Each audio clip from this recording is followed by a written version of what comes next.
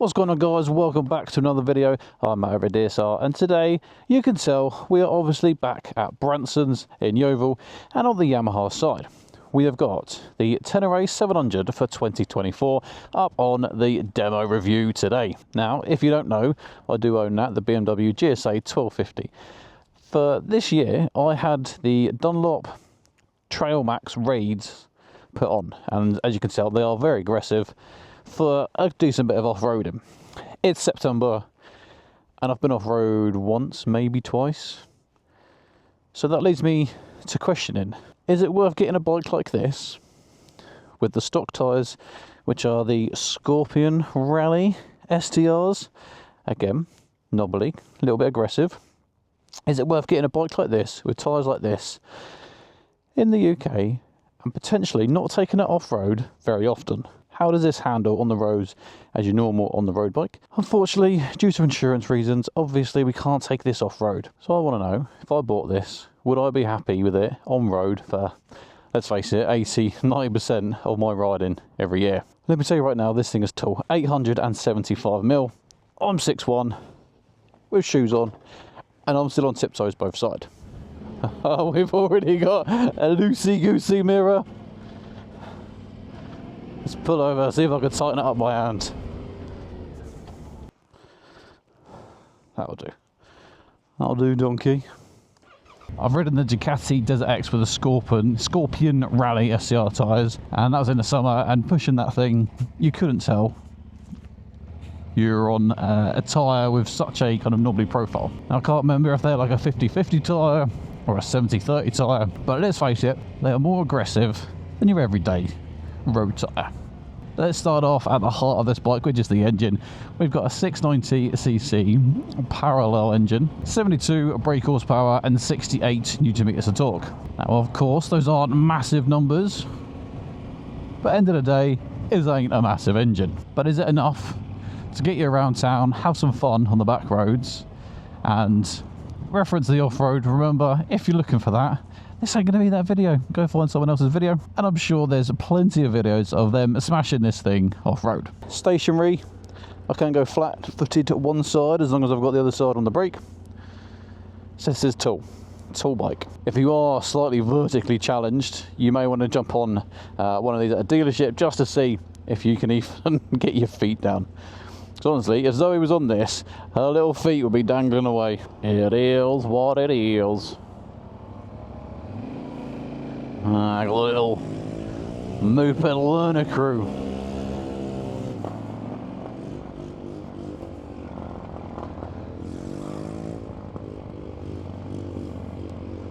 AKA the dickhead crew. I used to cut around, some middle little helmet, no gloves. Probably put a loud exhaust on a shitty little moped. But hey, we all started somewhere. We just didn't all choose to ride around like dickheads. We wait till we get older and we get on bigger bikes, and then we ride around on like dickheads. I never condone any illegal activity on road. Save any antics for off-road or on private land. Disclaimer done.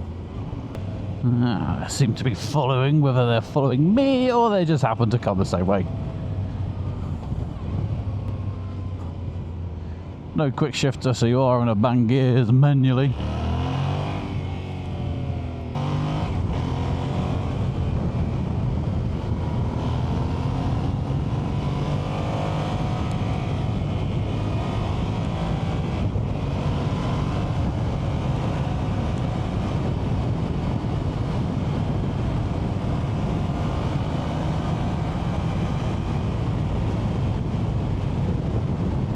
Couple of things to notice whilst in the twisties. One, it seems very noisy.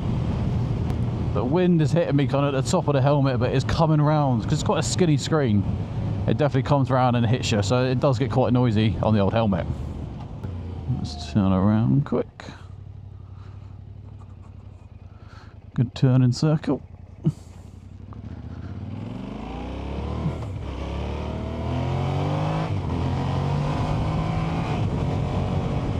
100% I would put a quick shifter on this if I was to own it. That's just me, my personal preference. But also, if you do take this off-road, that would help a little bit. Yeah, very noisy.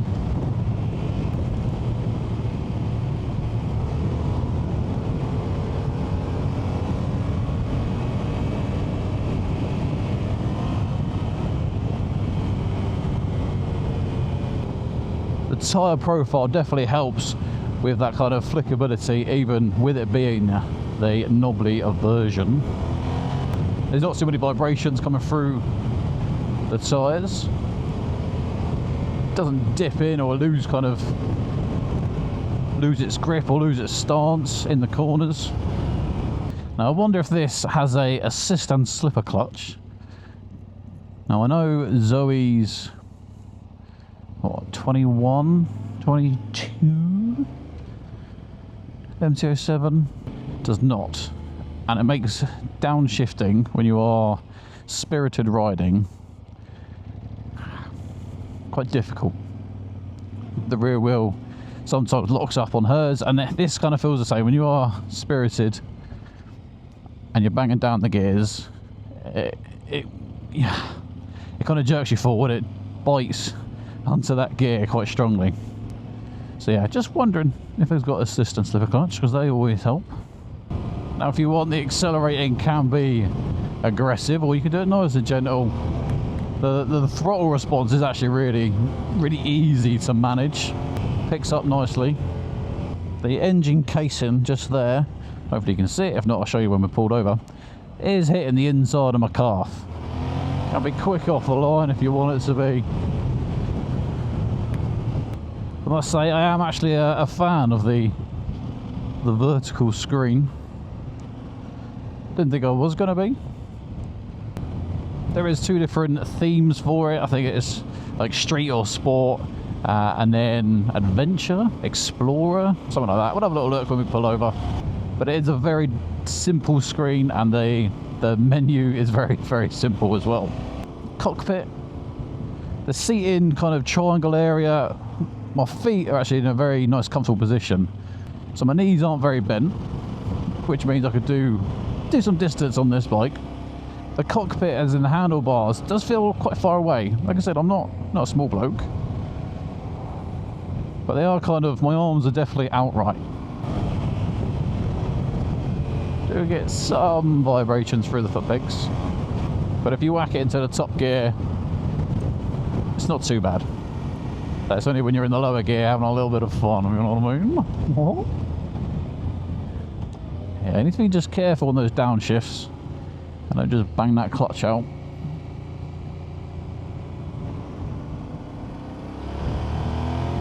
At the minute, obviously the suspension is not set up for my weight, and it does feel a little bit hard. I am feeling a lot of the potholes and everything through the suspension. 100% suspension is something I would get tuned to me and my weight if I was to buy this, especially enable me to enjoy it on-road but also off-road. With this bike obviously being orientated to those taking it off-road, you have a switchable ABS, where you can have it ABS on full.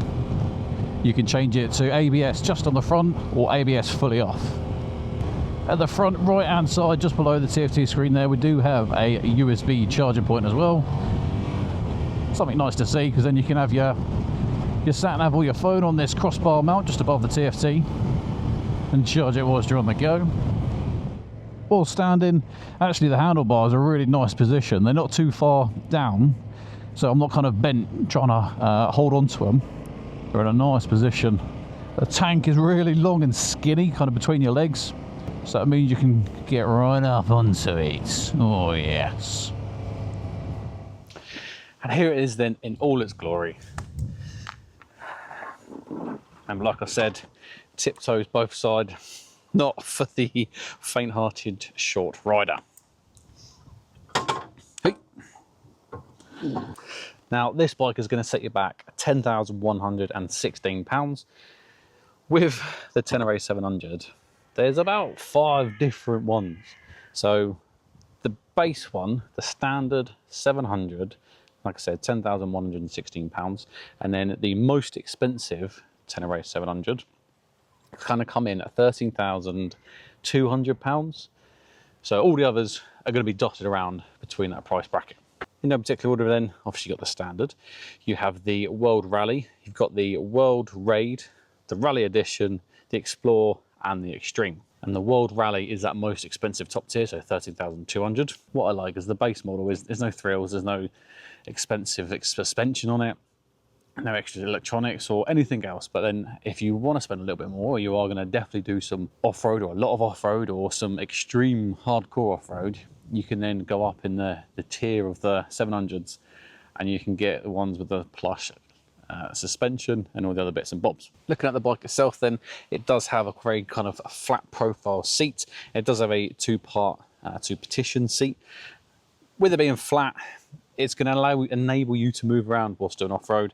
How comfortable it is, I'm not sure because I've not been on this long enough, but hopefully one of you can drop a comment below. How do you find the seat on long distance rides? In front of the seat, we've got the tank. This is a 16-litre tank. It's not the biggest, but then again, if you want bigger, you can go for the Tenere that's got the twin tank setup. I think keeping it small keeps the weight down, keeps the size down, it keeps it nice and thin, profile-wise. So actually, I'll deal with a smaller tank to have the added benefits of that. But still, potentially, you're going to get up to 200 miles per tank, so more than enough, especially if you're doing off-road. When moving this bike around, it is light. It's not the lightest bike around, especially if you're going to start doing off-road. You may start to feel the weight of this. It's coming in at 205 kilos. It's a lot lighter than my GSA. I'd rather drop this and pick this up all day long over the GSA. We've got a large tyre profile with a 21-inch rims at the front, 18-inch at the rear. Perfect for off-road. That's going to give plenty of ground clearance as well. And as you can tell, we do have the bash plates on the bottom of the engine and in the side of the exhaust. Looking at the suspension at the front then, they are adjustable. We've got 43mm upside down forks with 210mm worth of travel movement in them. Looking at the brakes then, we've got Brembo calipers at the front, dual 282mm brakes. Now that's not the biggest discs, but actually on the roads today, I've not found any point where I've wanted more braking. And then at the rear, we've got a single 245. I do think the stock exhaust is pretty ugly looking. If I was to get this bike, I'd probably change it out, but that's just me and my preference. Talk about the exhaust, quick sound test. Take it out of gear, always helpful.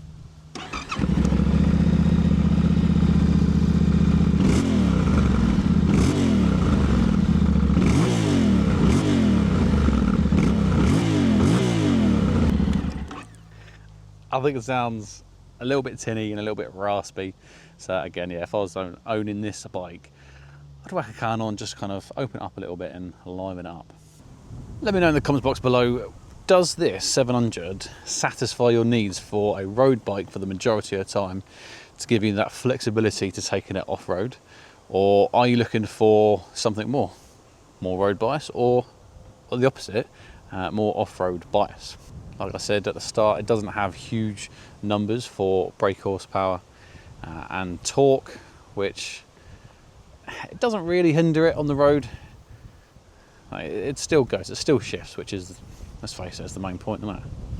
Yeah, I'd love to have one of these, take it off road and put it against the GSA to find out if having something that's only 700cc, would it satisfy me? Would it tick my boxes fully? Because if not, then you're going into the realms of lesser cc, smaller, lighter, not any good for kind of more long distance road riding. Whether it be something like the CF Moto 450 or even lower down to like the CRF 300L. But then with them, you're starting to sacrifice, like I said, the road capability to have it off-road. And if you're not doing much off-road, are you sacrificing too much? I don't know. Again, it's all down to the person, down to them, what you ride, how you ride, where you live as well. If you live in Wales and you've got the back roads and the green lanes right on your doorstep, then hell yeah, you want something that you can do a little bit of road riding straight onto the green lanes. I'm not 100% sold on the quad headlight. It's different.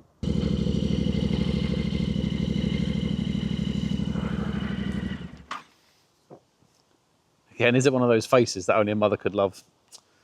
I reckon so. Enough talking, let's get back on the road and finish off the review.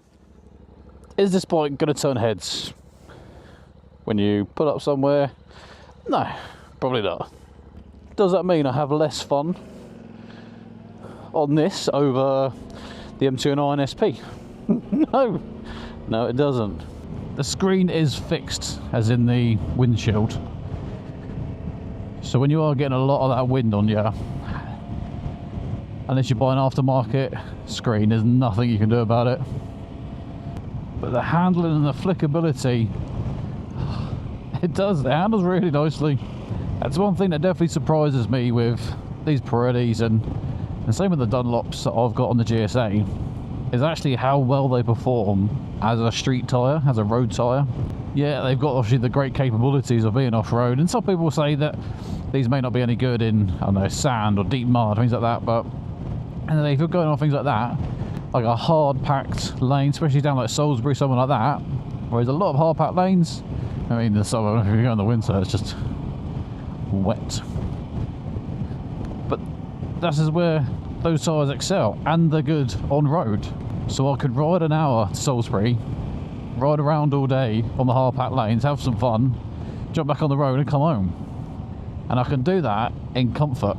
Whereas I personally, at the minute, wouldn't want to take a CRF 300L an hour all the way to Salisbury, ride around and then back. And it's definitely got some punch to it. I kind of would like something lighter than the GSA or even the GS, sitting at 230 kilos, that I could do my off-roading on, but still big enough that I can put the bags on and do my tours around Wales, which I've done in the last few weeks. And this bike has definitely been on the top of that list. Obviously, like I said, there is like the Desert X, which is very, very similar, but a little bit more money. And when you are going to get something to be taking it off-road, you don't want to be spending an arm or leg. You don't want the plastics and the panels to be really expensive to replace. So just over 10 grand, Yamaha reliability. I would give this a go, 100%. Well guys, I hope you've enjoyed this quick review of the Tenere 700 for 2024. Remember, if you do want to just test ride one of these, head on over to Branson's in Yeovil and you can jump out on this bad boy. If you enjoyed this video, give us a thumbs up. More importantly, subscribe to the channel, because there's a 94% of you people watching that aren't subscribers. Help a brother out. Help me keep growing. Nothing else to say, but get out of there whilst it's still summer. Enjoy yourself and ride safe.